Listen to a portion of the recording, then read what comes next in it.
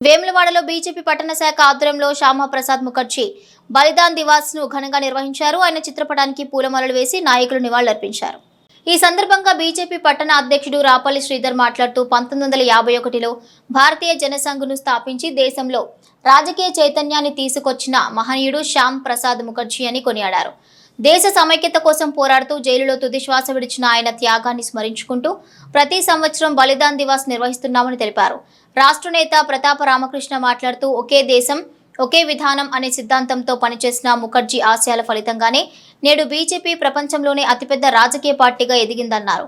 ఈ కార్యక్రమంలో రాష్ట్ర ఎస్సీ మోర్చా కార్యదర్శి సంటి మహేష్, రాష్ట్ర నాయకులు రేగుల రాజు, కోలా కృష్ణస్వామి, జిల్లా నాయకులు రేగుల మల్లికార్జున్, కౌన్సిలర్లు వంగల శ్రీను, కండ్లపు ముత్యం, మైలారం శ్రీనివాస్తో పాటు పలువురు నాయకులు కార్యకర్తలు పాల్గొన్నారు.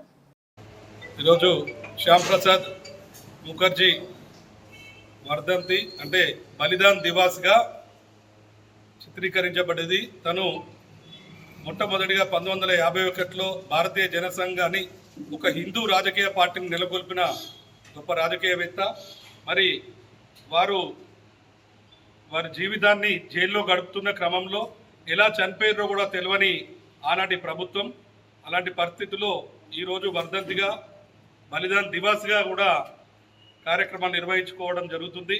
మరి వారి అడుగుజాడల్లోనే ఇప్పుడు భారతీయ జనతా పార్టీ ఆ రోజు ప్రారంభమైన భారతీయ జనతా పార్టీ నేటికి భారతదేశంలోనే ప్రపంచంలో అత్యధిక రాజకీయ సభ్యత్వాలు కలిగిన పార్టీగా ఎదగడం వారందరి ఆశయాలకు అనుకూలంగా జరుగుతుందనే ఆలోచిస్తూ మరొకసారి వారి బలిదాన్ దివస్ సందర్భంగా శ్రద్ధాంజలి ఘటించడం అందరికి కూడా శుభాకాంక్షలు. జనసంఘ వ్యవస్థాపకుడు భారతీయ జనతా పార్టీ ఈరోజు ఈ స్థానంలో ఉందంటే ఆయన బలిదానం ఎంత గొప్పగా మనం ఒకసారి ఆలోచన చేయాలి.